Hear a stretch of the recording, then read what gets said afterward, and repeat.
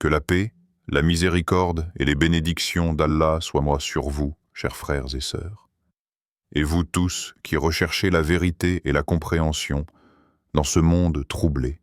Bienvenue sur cette chaîne où la géopolitique rencontre la lucidité, où l'information est décryptée avec rigueur, sincérité, et dans la lumière d'une vision musulmane ancrée dans le réel.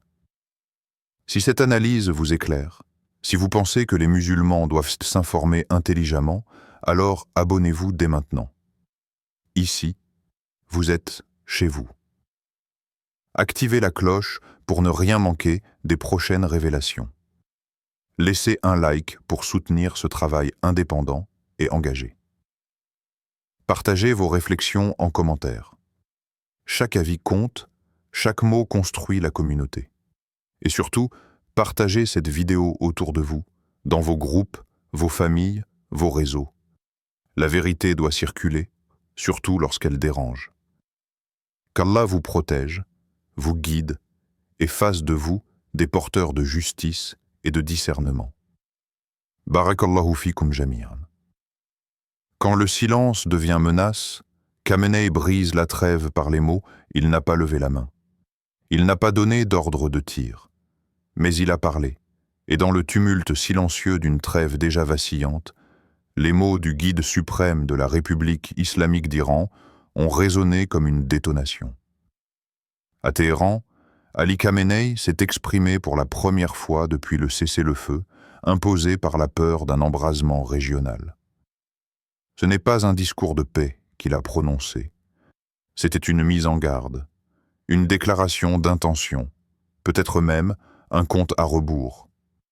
Dans un climat de tension extrême, entre les frappes israéliennes en Syrie, les ripostes iraniennes, l'ombre des milices chiites et le silence des grandes puissances, cette prise de parole devient un événement géopolitique à part entière. Chaque mot, chaque silence, chaque allusion religieuse ou militaire mérite d'être scruté. Car derrière la rhétorique du martyr et de la souveraineté, une vérité inquiétante se dessine. La trêve pourrait n'être qu'un leurre, une simple parenthèse avant l'affrontement. Cette vidéo vous propose de décrypter en profondeur le discours de Khamenei, ses codes, ses symboles et ses cibles. Quel message se cache derrière cette adresse au peuple iranien? À qui parle-t-il vraiment? Et surtout, vers quel type de conflit nous dirige-t-on? Dans un Proche-Orient saturé de tensions, une guerre peut commencer non par des bombes, mais par des mots. Et ces mots, aujourd'hui, viennent du sommet de l'Iran. Contexte de la trêve, fragile ou stratégique. Au moment où l'ayatollah Ali Khamenei prend la parole pour la première fois depuis l'instauration d'un cessez-le-feu, la tension est palpable dans toute la région. Cette trêve, présentée par certains comme un souffle d'apaisement temporaire, n'a jamais réellement reposé sur des bases solides. Elle s'inscrit dans un contexte explosif marqué par une série d'événements dramatiques qui ont ravivé les lignes de fracture historiques entre Israël, l'Iran et leurs alliés respectifs. Tout commence par une escalade militaire brutale. Frappes israéliennes sur des positions en Syrie soupçonnées d'abriter des unités du corps des gardiens de la révolution islamique, assassinats ciblés de commandants du Hezbollah et de conseillers militaires iraniens, raids meurtriers à Gaza ou dans le sud Liban. Face à ces provocations, la réponse iranienne ne s'est pas fait attendre. Des drones et des missiles de précision ont été lancés depuis le territoire iranien à destination du sol israélien.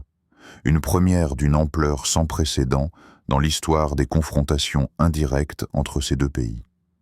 Parallèlement, les Houthis au Yémen et les milices chiites en Irak intensifient leurs attaques contre des bases militaires américaines dans la région, affirmant leur solidarité avec l'axe Téhéran-Damas-Beyrouth. Dans cette spirale, plusieurs puissances régionales et internationales ont tenté de désamorcer la situation. Le Qatar, connu pour ses canaux de dialogue discrets avec l'Iran, a joué un rôle central en accueillant des réunions secrètes entre émissaires iraniens, américains et européens.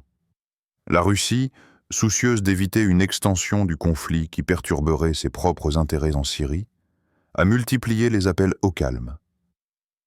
La Turquie, quant à elle, a offert ses bons offices, cherchant à réaffirmer sa stature d'arbitre régional, même si sa crédibilité reste fragile aux yeux de certaines parties. Les conditions du cessez-le-feu ont été communiquées de manière opaque. Officiellement, il s'agit d'un accord de désescalade limité dans le temps, visant à éviter une guerre ouverte. Officieusement, des sources diplomatiques évoquent des engagements mutuels. Israël aurait suspendu temporairement ses opérations offensives, tandis que l'Iran se serait engagé à freiner l'activation de ses réseaux régionaux. Aucun texte signé, aucune garantie internationale solide. Une trêve de circonstances, née sous la pression des chancelleries et du risque de débordement total. Mais cette trêve portait en elle les germes de son propre échec. D'abord, parce qu'elle n'a traité aucune des causes profondes du conflit. Ensuite, parce que ni Israël ni l'Iran ne semblent prêts à reculer durablement. Les discours des deux camps sont restés fondamentalement guerriers. Israël continue de parler de menaces existentielles et maintient un état de mobilisation permanent. L'Iran, de son côté, n'a jamais caché que sa patience stratégique avait des limites et que chaque attaque contre ses cadres militaires serait tôt ou tard vengée. Malgré le calme apparent sur certaines frontières, les tensions n'ont jamais cessé de couver. Des frappes sporadiques ont continué, notamment en Syrie, où Israël mène régulièrement des opérations contre des convois soupçonnés de transporter des armes iraniennes. À Gaza, les factions armées restent sur le qui-vive, prêtes à relancer les hostilités au moindre signal. Au Liban, le Hezbollah a renforcé ses positions, tout en adoptant une posture d'attente prudente. En Irak, les bases américaines restent la cible de tirs de roquettes irréguliers, revendiqués par des groupes proches de Téhéran. Cette atmosphère de calme tendu est également nourrie par la peur d'un coup d'après. Beaucoup dans la région estiment que cette pause n'est qu'un prélude, un répit que chacun met à profit pour se réorganiser, déplacer ses forces, ajuster ses alliances. Un moment de silence avant la tempête. Ainsi, lorsque Khamenei prend la parole, ce n'est pas seulement pour s'adresser à son peuple. C'est aussi pour fixer les nouvelles règles du jeu et peut-être préparer l'opinion, nationale comme internationale, à une reprise des hostilités. Car dans cette guerre de nerfs où la parole est une arme aussi redoutable que le missile, chaque discours compte, chaque silence aussi. Et cette trêve, au lieu de calmer les esprits, semble n'avoir été qu'un écran de fumée avant un nouveau basculement. Le discours de Khamenei. Forme, ton, symbole. Le discours de l'ayatollah Ali Khamenei, survenu quelques jours après l'instauration de la trêve, n'est pas un simple acte de communication. En République islamique d'Iran, chaque mot du guide suprême, chaque geste, chaque symbole visuel est minutieusement calculé pour transmettre un message à plusieurs niveaux, à la fois à l'intérieur du pays et sur la scène internationale. Comprendre ce discours, c'est décoder une architecture rhétorique et symbolique d'une extrême complexité. Le choix du moment d'abord. Khamenei intervient non pas immédiatement après la trêve, mais dans un léger délai. Ce laps de temps permet une mise en scène réfléchie, laissant aux observateurs le temps d'interpréter le silence initial comme un calcul stratégique. Le discours a lieu à Téhéran, dans une salle sobre mais chargée de symboles institutionnels. Le décor, toujours maîtrisé dans les interventions du guide suprême, montre derrière lui le drapeau iranien, bien visible, et un portrait imposant de l'ayatollah Khomeini, le fondateur de la République islamique. Ce duo visuel, le drapeau et le père de la Révolution, rappelle à tous la continuité idéologique et l'héritage révolutionnaire. Le fond neutre les rideaux beige ou bruns, accentuent la solennité et la gravité du moment. Sur le plan visuel, Khamenei adopte une posture figée, rigide, presque hiératique. Il est assis, légèrement penché en avant, les mains jointes ou posées sur un pupitre. Son visage exprime la fermeté, sa voix ne tremble pas. Aucun sourire, aucun geste superflu. Le choix de ses vêtements, turban noir, longue robe sombre, écharpe palestinienne, ajoute une dimension politico-religieuse. Le noir du martyr, le symbole de la lutte chiite, la solidarité affichée avec la cause palestinienne. Quant au ton, il est grave, maîtrisé, mais ferme. Khamenei ne crie pas, il ne s'emporte jamais. Mais sa voix tranche comme une lame froide. Il parle avec lenteur, insistant sur certaines formules, répétant certains mots-clés comme pour imprimer une vérité dans l'esprit de l'auditeur. Il n'emploie pas directement le mot « guerre », mais il évoque la résistance, la dignité, l'honneur, la justice, la vengeance divine. Le discours n'est pas une déclaration de guerre, mais un avertissement religieux, politique et militaire mêlé à une exhortation morale. Le vocabulaire mobilisé est riche de sous-entendus.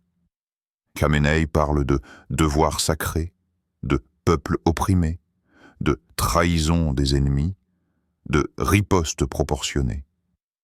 Il invoque Dieu et les martyrs. Chaque expression sert à renforcer la légitimité de la résistance face à ce qu'il décrit comme une agression extérieure. On y retrouve les ressorts classiques de la rhétorique révolutionnaire iranienne. Une nation assiégée, fidèle à ses principes, menacée mais debout. L'ennemi est souvent désigné par des périphrases. Le régime sioniste, les suppôts de l'arrogance, les puissances hostiles, autant de formulations qui évitent de nommer directement, mais qui ne laissent aucun doute sur la cible. L'un des aspects et les plus fascinants du discours réside dans l'art du double langage. Pour un auditeur iranien fidèle au régime, le message est clair. La République islamique ne pliera pas, et toute attaque recevra une réponse implacable. Pour un observateur extérieur, le même discours peut sembler prudent, mesuré, presque pacificateur. Ce jeu d'ambiguïté est délibéré. Il permet à l'Iran de parler à plusieurs audiences à la fois, rassurer sa base idéologique, intimider ses adversaires, tout en ménageant ses partenaires étrangers. Dans la tradition chiite et dans la culture politique iranienne, la parole du guide n'est jamais improvisée. Elle est lue, relue, calibrée. Ce discours, sous ses dehors calmes, est un acte de guerre psychologique. Il ne s'agit pas d'un appel au combat immédiat, mais d'un signal stratégique. Si la trêve est brisée, ce ne sera pas par l'Iran, mais l'Iran répondra. Et cette réponse ne sera ni faible, ni isolée. En somme, à travers sa posture, son silence d'abord, son vocabulaire religieux et ses allusions à la vengeance et à la souveraineté, Khamenei prépare les esprits. Son discours est une frontière verbale. Au-delà de celle-ci, tout ce qui surviendra sera présenté comme légitime, sacré et inévitable. Les messages cachés du discours. Vers une escalade? Derrière la forme polissée et le ton mesuré du discours de l'ayatollah Ali Khamenei se cache une architecture sémantique complexe, chargée de signaux implicites. Ce discours ne s'adresse pas à un seul public. Il parle à plusieurs cercles concentriques, chacun recevant un message différent selon sa position dans l'échiquier géopolitique. Loin d'être un simple appel au calme ou un rappel des principes révolutionnaires, il constitue un message codé, susceptible d'annoncer une escalade maîtrisée, voire une réponse militaire en préparation.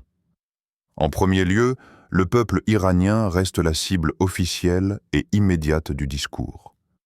À travers des références constantes à l'unité nationale, à la dignité du peuple, à la patience stratégique, Khamenei cherche à renforcer la cohésion intérieure. Dans un contexte de tensions économiques, de protestations sporadiques et de pressions extérieures, Son discours fonctionne comme un rappel à la résistance face à l'ennemi extérieur. Mais cette adresse au peuple n'est qu'un écran de fond. Plus profondément, le message s'adresse à l'armée régulière, au corps des gardiens de la révolution islamique, CGRI, et surtout à la force Quds, bras armés de l'Iran à l'extérieur de ses frontières. Les termes utilisés, vigilance, préparation, devoir sacré, sont autant d'ordres indirects destinés à rappeler que la trêve ne signifie pas désarmement et que l'Iran reste en état de guerre idéologique. Les unités spéciales stationnées en Syrie, au Liban, en Irak, au Yémen, sont ainsi indirectement mobilisées par la parole du guide. Mais Khamenei parle aussi à ses adversaires, Israël, les États-Unis et plus largement à l'axe occidental.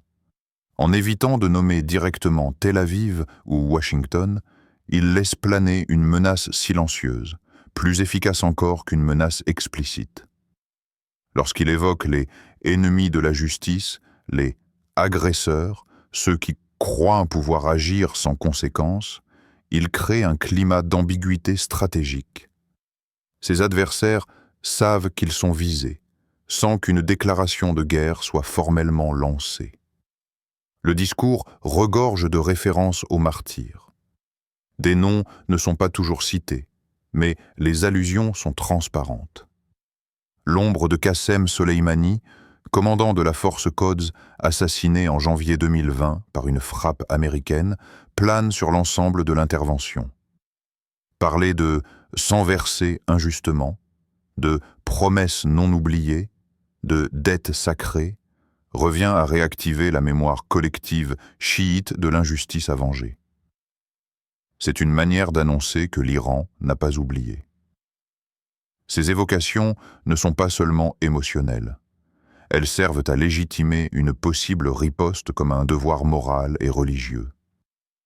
Un des éléments les plus puissants du discours est l'usage du lexique spirituel appliqué à la géopolitique. Vengeance sacrée, réponse divine, châtiment céleste. S'agit-il simplement de rhétorique religieuse, habituelle dans les discours du régime? Pas uniquement. Ce vocabulaire a une fonction stratégique. Il dépasse le cadre des représailles militaires classiques pour inscrire toute réponse dans une logique transcendantale. En d'autres termes, Khamenei ne promet pas une riposte militaire, il annonce une réponse justifiée par Dieu lui-même, une manière de renforcer la détermination des forces chiites à travers la région. La ligne rouge posée par le guide suprême est subtile, mais bien présente.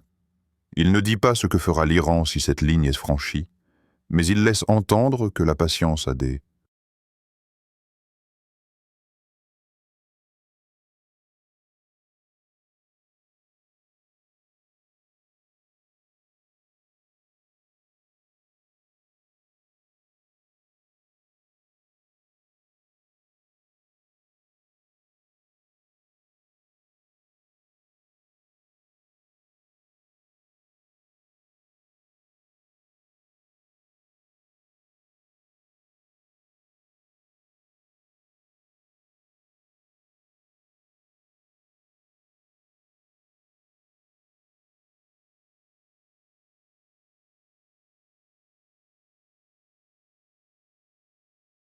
Le discours contient des avertissements. Si l'ennemi répète ses attaques, s'il croit pouvoir tester l'Iran, alors la riposte sera sévère et inoubliable. Ce genre de formule, codifiée, signifie que la République islamique s'estime légitime à répondre militairement si elle est à nouveau visée. Enfin, ce discours fonctionne comme une validation doctrinale pour les milices chiites régionales. Le Hezbollah libanais, les Houthis yéménites, les milices irakiennes pro-iraniennes entendent dans ces mots un feu vert implicite. Le silence du guide sur leurs actions récentes et son insistance sur la légitimité de la résistance leur confèrent une marge de manœuvre plus large pour frapper indirectement les intérêts israéliens ou américains sans exposer directement Téhéran. En somme, Khamenei ne déclare pas la guerre, mais il fixe le décor dans lequel une guerre deviendrait acceptable, peut-être inévitable. Un décor où le martyre devient une arme, la patience une stratégie, et la vengeance une promesse sacrée. Ce discours n'est pas la fin du conflit, c'est probablement le commencement d'une nouvelle phase. Analyse stratégique. L'Iran veut-il vraiment la guerre?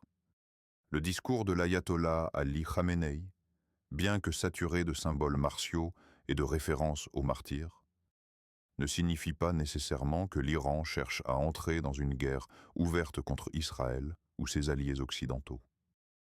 Pour répondre à cette question, il faut s'intéresser à la stratégie réelle de la République islamique, qui mêle calculs internes, impératifs régionaux et doctrine militaire asymétrique.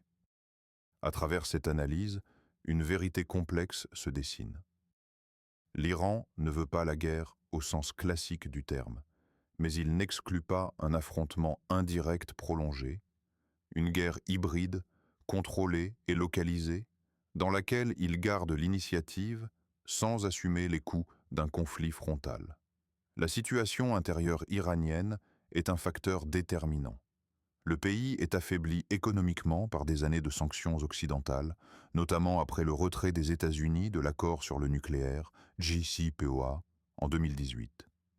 L'inflation est galopante, le chômage touche une large part de la jeunesse, et les manifestations sociales, bien que durement réprimées, montrent un mécontentement latent.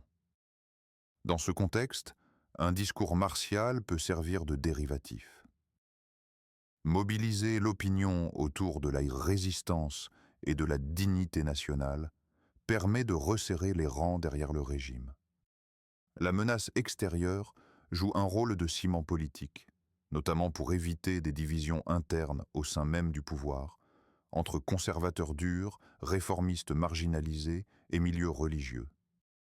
Mais cette posture belliqueuse a ses limites. Le régime ne peut pas se permettre une guerre totale qui provoquerait des frappes massives sur ses infrastructures, une désorganisation de son économie et une déstabilisation politique interne.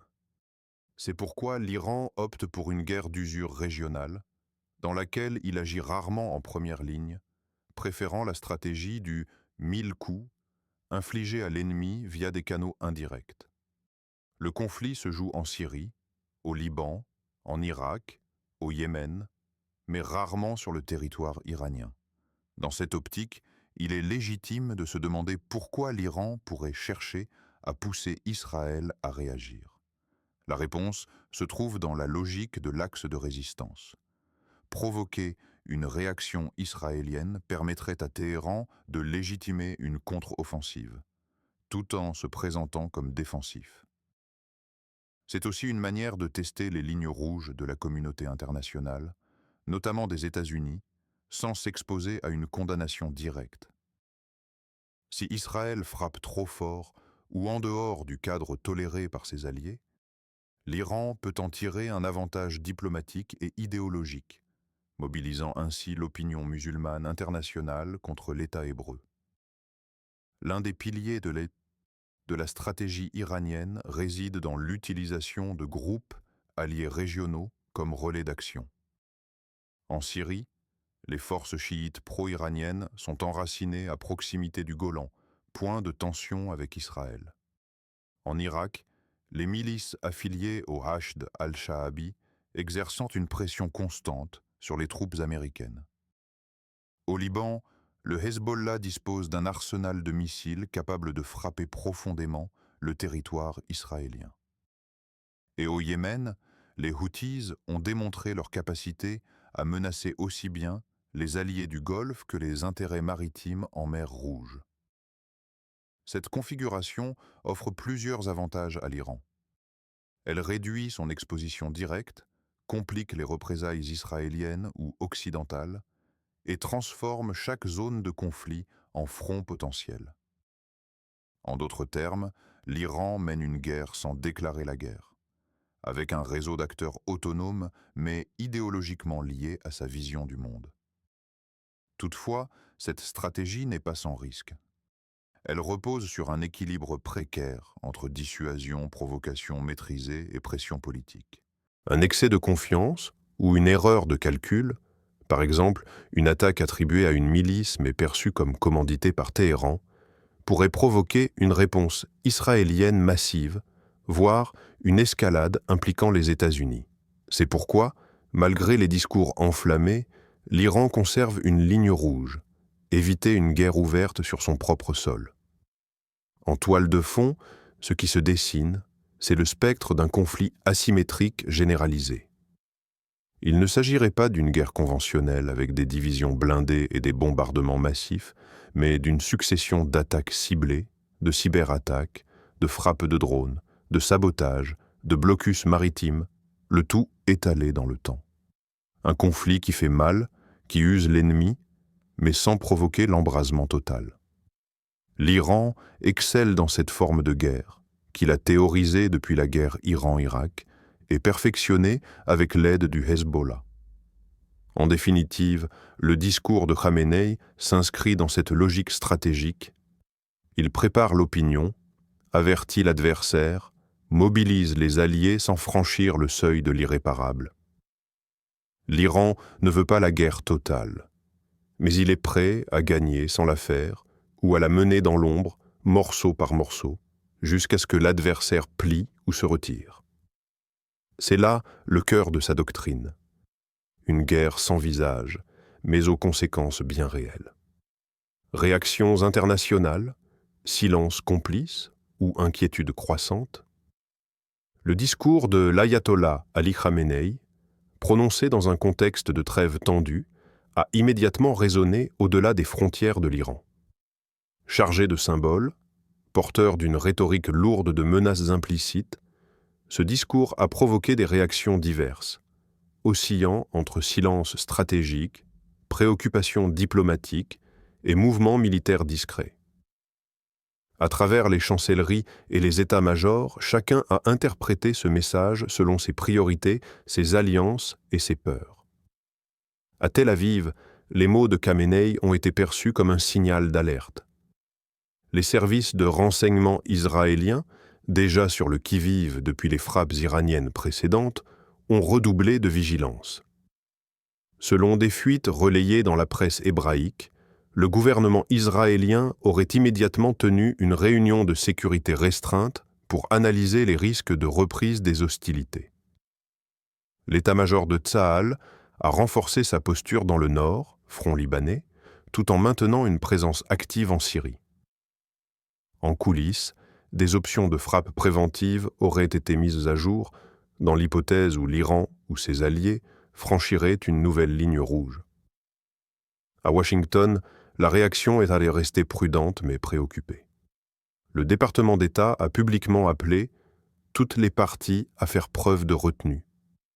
Mais en interne, le Pentagone a renforcé les capacités de surveillance autour du golfe Persique et de l'Irak. Des drones espions supplémentaires ont été déployés et certaines bases américaines en Jordanie et au Koweït ont été mises en alerte renforcée. Les responsables militaires américains, rompus au langage codé de Téhéran, savent que les discours de Khamenei préfigurent souvent des actions indirectes menées par les milices affiliées. Il ne s'agit pas ici d'une peur d'une guerre ouverte, mais d'une anticipation d'attaques asymétriques contre des intérêts américains dans la région. La Russie, partenaire stratégique mais concurrent régional de l'Iran, a adopté un ton mesuré. Officiellement, le Kremlin a réitéré son appel à la désescalade, tout en affirmant le droit de l'Iran à se défendre face aux provocations extérieures. En réalité, Moscou suit la situation de très près. Une guerre régionale perturberait ses plans en Syrie, où elle cherche à stabiliser le régime d'Assad et risquerait d'ouvrir un nouveau front susceptible d'impliquer indirectement ses forces. La Russie, bien que proche de l'Iran, ne souhaite pas une montée incontrôlée des tensions. Ankara, fidèle à son rôle d'équilibriste, a réagi avec prudence. Le président Erdogan, préoccupé par sa propre scène intérieure et par la situation kurde, n'a pas commenté directement le discours de Khamenei, mais a multiplié les messages diplomatiques appelant au respect du cessez-le-feu. La Turquie cherche avant tout à éviter une instabilité régionale qui pourrait renforcer les mouvements séparatistes ou provoquer une nouvelle vague migratoire. Riyad, quant à elle, est dans une position délicate. En voie de normalisation partielle avec Téhéran, l'Arabie saoudite n'a pas condamné le discours, mais elle en surveille les effets. Toute flambée de violence entre Israël et l'Iran pourrait avoir des répercussions directes sur la sécurité du Golfe. Riyad, qui a souffert des frappes de drones Houthis ces dernières années, redoute une reprise des hostilités par procuration. Les canaux de communication entre les deux puissances chiites et sunnites restent ouverts, mais marqués par une méfiance profonde. Sur le plan multilatéral, l'ONU et la Ligue arabe se sont contentés de déclarations génériques. Le secrétaire général de l'ONU s'est dit préoccupé par la montée des tensions et a appelé à éviter toute action pouvant compromettre la stabilité régionale. La Ligue arabe, elle, reste divisée. Certains pays condamnent l'Iran, d'autres soutiennent tacitement son opposition à Israël. Résultat, aucune initiative concrète, aucune médiation active. L'inaction diplomatique alimente un sentiment d'abandon chez les populations civiles, surtout palestiniennes, prises en étau entre les puissances. Enfin, sur le terrain médiatique, la guerre de l'information bat son plein. Les grands médias occidentaux, dans un premier temps, ont largement minimisé la portée du discours de Khamenei, le réduisant à une rhétorique habituelle. Toutefois, les analystes spécialisés y voient un tournant. Des tribunes, publiées dans des journaux américains et européens, commencent à évoquer un « moment Soleimani », suggérant que le discours pourrait être suivi d'une opération ciblée. Sur les réseaux sociaux, le message iranien a été massivement diffusé, notamment via des comptes affiliés aux gardiens de la Révolution, insistant sur la légitimité d'une riposte à venir. Ainsi, entre silence stratégique, préoccupations voilées et préparatifs militaires, la communauté internationale retient son souffle. Khamenei n'a pas lancé d'attaque, mais il a planté le décor. Et chaque acteur, selon sa position, s'apprête désormais à jouer sa partition sur une scène régionale prête à s'embraser. Scénario d'avenir. Vers quel type de conflit allons-nous? Le discours de l'ayatollah Khamenei, en pleine trêve instable, a relancé toutes les spéculations sur l'avenir de la confrontation entre l'Iran et Israël, et au-delà, sur le sort d'un Proche-Orient sous tension permanente. Derrière les mots soigneusement choisis du guide suprême, plusieurs scénarios se dessinent. Chacun d'eux présente un niveau d'intensité différent, mais tous partagent une constante. L'ère du statu quo paraît révolue. Hypothèse 1. Intensification des attaques indirectes par les groupes alliés. C'est le scénario le plus probable à court terme. Plutôt qu'un affrontement frontal, l'Iran pourrait choisir d'augmenter la pression par le biais de ses alliés régionaux. Le Hezbollah au Liban, les milices chiites en Irak, les Houthis au Yémen, et même des réseaux dormants en Syrie et en Cisjordanie pourraient être activés. Cette stratégie présente de nombreux avantages pour Téhéran. Elle permet de frapper Israël ou ses alliés sans en assumer la responsabilité directe, elle disperse les lignes de front et elle oblige l'adversaire à s'épuiser sur plusieurs théâtres d'opération à la fois. Dans ce contexte, des attaques ciblées de drones, des tirs de roquettes sporadiques, des actes de sabotage maritime ou des cyberattaques peuvent se multiplier. Cette guerre de l'ombre est moins spectaculaire qu'un conflit ouvert, mais elle est redoutablement efficace pour maintenir une tension constante, fragiliser les systèmes de défense israéliens et perturber les équilibres régionaux. Hypothèse 2. Confrontation directe limitée, frappe ciblée. Un scénario plus risqué, mais envisageable si une ligne rouge est franchie par l'un ou l'autre camp. Une attaque attribuée directement à l'Iran, ou une frappe israélienne contre des cadres iraniens en Syrie ou ailleurs, pourrait déboucher sur une confrontation militaire directe, mais brève et localisée. Dans ce cas, des frappes de missiles balistiques, des bombardements aériens et des représailles précises pourrait être menée sans pour autant déclencher une guerre totale.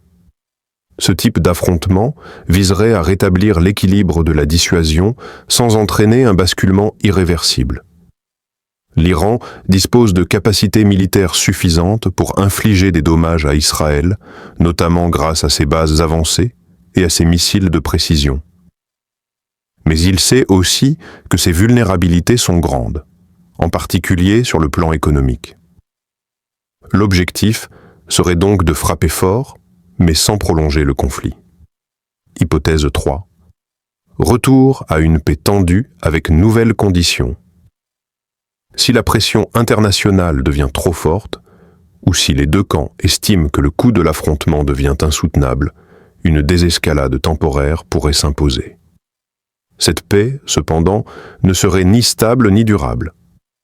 Elle serait le fruit de compromis implicites, d'arrangements sécuritaires discrets, et peut-être d'une médiation menée par un acteur extérieur crédible, comme la Russie, la Turquie ou le Qatar.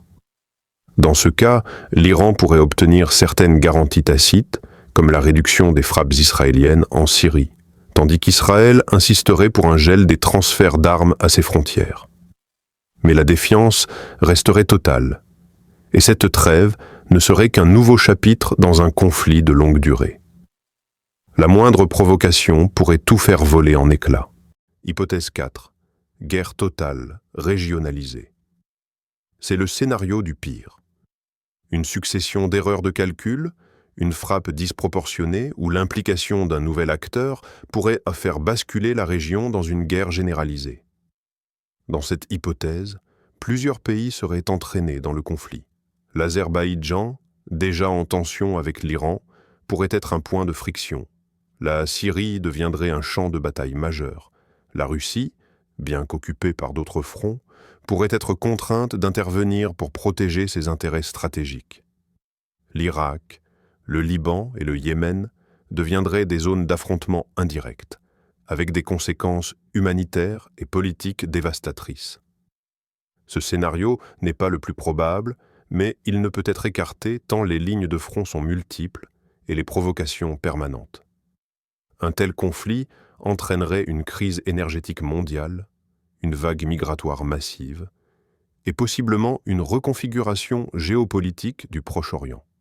Le rôle possible de la Chine et du BRICS dans la désescalade face à l'inaction relative des puissances occidentales, la Chine, en tant que partenaire économique majeur de l'Iran et membre moteur des BRICS, pourrait jouer un rôle de modérateur. Pékin a intérêt à maintenir la stabilité dans la région pour sécuriser ses routes commerciales et son approvisionnement en pétrole.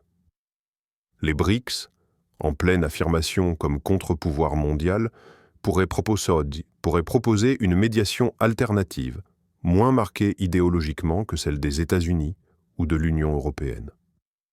Des initiatives diplomatiques multilatérales pourraient y voir le jour, combinant pression économique, garantie de sécurité et plans de reconstruction régionale. Mais leur efficacité dépendra de la volonté réelle des acteurs locaux de céder du terrain. Position finale de Khamenei. Ultime avertissement ou simple posture? Le discours de Khamenei reste volontairement ambigu. Il sert à tester la réaction des adversaires, à galvaniser ses alliés et à s'assurer que l'Iran garde l'initiative. Il peut être lu comme un avertissement clair. La patience iranienne a des limites et toute nouvelle provocation pourrait déclencher une réponse majeure. Mais il peut aussi être interprété comme une posture stratégique, destinée à renforcer la position de Téhéran dans les négociations souterraines qui se poursuivent, même en temps de crise. En définitive, l'Iran joue une partie complexe, à plusieurs niveaux. Et dans ce jeu, le silence, les symboles et les mots ont autant de poids que les missiles. Ce qui vient dépendra non seulement des choix militaires, mais aussi des signaux perçus, mal compris ou volontairement ignorés. Le Proche-Orient, plus que jamais, avance sur une ligne de crête. Un équilibre précaire au bord du précipice. À l'issue de ce discours minutieusement construit, l'ayatollah Khamenei ne déclare pas explicitement la guerre, mais il la rend possible, voire inévitable. Ses mots, sa posture et son silence précédent ont tous contribué à redéfinir les rapports de force dans une région déjà sous haute tension. Si la trêve a permis quelques jours de répit, elle semble désormais davantage constituer une pause stratégique qu'une véritable volonté de paix. Chaque acteur régional, Israël, les États-Unis, les milices chiites, les puissances du Golfe, perçoit ce message comme un jalon, un marqueur d'intention. L'Iran, sans frapper le premier, fixe ses conditions. Il redessine les lignes rouges, réactive ses alliances et prépare ses fronts périphériques. Mais le régime doit aussi composer avec ses propres faiblesses internes, instabilité économique, pression populaire et usure d'un appareil révolutionnaire confronté à une population de plus en plus jeune et connectée. Le risque le plus immédiat n'est pas une guerre totale, mais bien une série d'embrasements ponctuels, maîtrisés dans l'intention, mais potentiellement incontrôlables dans leur effet. Le conflit devient alors une équation à plusieurs inconnus, où l'erreur de calcul d'un seul acteur peut faire basculer toute la région. Face à cela, la communauté internationale hésite. Entre prudence diplomatique, silence gêné et calcul d'intérêt, rares sont ceux qui osent affronter la réalité.